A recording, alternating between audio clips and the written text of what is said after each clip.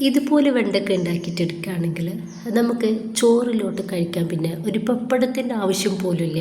അത്രയും ടേസ്റ്റിയാണ് ഈ ഒരു വെണ്ടയ്ക്ക വെച്ചിട്ടുള്ള ഒരു ഐറ്റം. ഇതുപോലെ വെണ്ടയ്ക്ക ഉണ്ടാക്കി കഴിക്കുകയാണെങ്കിൽ നിങ്ങൾ അത്ഭുതപ്പെട്ടു പോകും വെണ്ടയ്ക്കയ്ക്ക് ഇത്രയും ടേസ്റ്റോ എന്നുള്ളത്. അപ്പോൾ അങ്ങനെ ഒരു റെസിപ്പി ആയിട്ടാണ് വന്നിട്ടുള്ളത്. അപ്പോൾ നമുക്ക് വീട്ടിലേക്ക് പോവാം, കണ്ടു നോക്കാം. മെയിനായിട്ട് നമുക്ക് വേണ്ടത് വെണ്ടയ്ക്കാണ്. അപ്പോൾ ഞാനിതാ കുറച്ച് വെണ്ടയ്ക്ക ഈ ഒരു രീതിയിൽ കട്ട് ചെയ്തെടുത്തിട്ടുണ്ട്, ഈ ഒരു വലിപ്പത്തിൽ.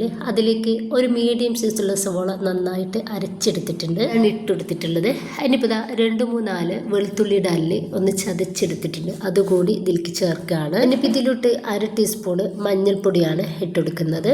ഇതിലോട്ട് 1 ടീസ്പൂണ് മല്ലിപ്പൊടി ഇട്ടെടുക്കുന്നുണ്ട്. ഇപ്പം ഇതിലോട്ട് 1 ടീസ്പൂൺ മുളക് പൊടി കൂടി ചേർക്കുന്നുണ്ട്. ഇനിയിപ്പോൾ ഇതാ 1 ടേബിൾ സ്പൂൺ വെളിച്ചെണ്ണയാണ് ഇതിലേക്ക് ഒഴിച്ചെടുക്കുന്നത്. ഇനിയിപ്പോൾ ഇതിലോട്ട് 1 ടീസ്പൂൺ ചില്ലി ഫ്ലേക്സും ഇതിലോട്ട് ആവശ്യത്തിലുള്ള ഉപ്പ് കൂടി ചേർക്കുന്നുണ്ട്. ഇനിയിപ്പോൾ ഇത് എല്ലാം കൂടി നമുക്ക് നന്നായിട്ടൊന്ന് കുഴച്ചെടുക്കാം. 2 മിനിറ്റോളം നമുക്കിത് നന്നായിട്ട് ഇതുപോലെ ഒന്ന് കുഴച്ചെടുക്കണം. ചൂടായിട്ടുള്ള പാനിലോട്ട് ഒരു 2.5 ടേബിൾ സ്പൂണ് വെളിച്ചെണ്ണ ഒഴിച്ചെടുക്കുന്നുണ്ട്. ഇതിലോട്ട് ഒരു 1/2 ടീസ്പൂൺ ചെറിയ ജീരകമാണ് ഇട്ടെടുക്കുന്നത്. ജീരകം നന്നായിട്ടൊന്ന് പൊട്ടി വന്നതിൻ്റെ ശേഷം ചെയ്ത് വെച്ചിട്ടുള്ള ഒരു വെണ്ടയ്ക്ക് ഇട്ടെടുക്കുക. ഇത് നന്നായിട്ട് തന്നെ നമുക്കൊന്ന് മിക്സ് ആക്കി കൊടുത്തതിൻ്റെ ശേഷം മീഡിയം ഫ്ലെയിമിലിട്ടിട്ട് വേണം ഇതൊന്ന് റെഡിയാക്കി എടുക്കാൻ വേണ്ടിയിട്ട്. ഇനിയിപ്പോൾ നമുക്ക് ഇതൊന്ന് മൂടി വെച്ചിട്ട് റെഡിയാക്കി എടുക്കാം.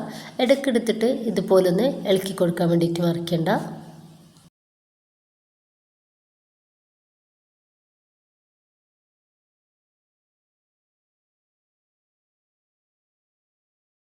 ഇത്രയേ ഉള്ളൂ, ഇതൊന്ന് റെഡി ആയിട്ടുണ്ട്.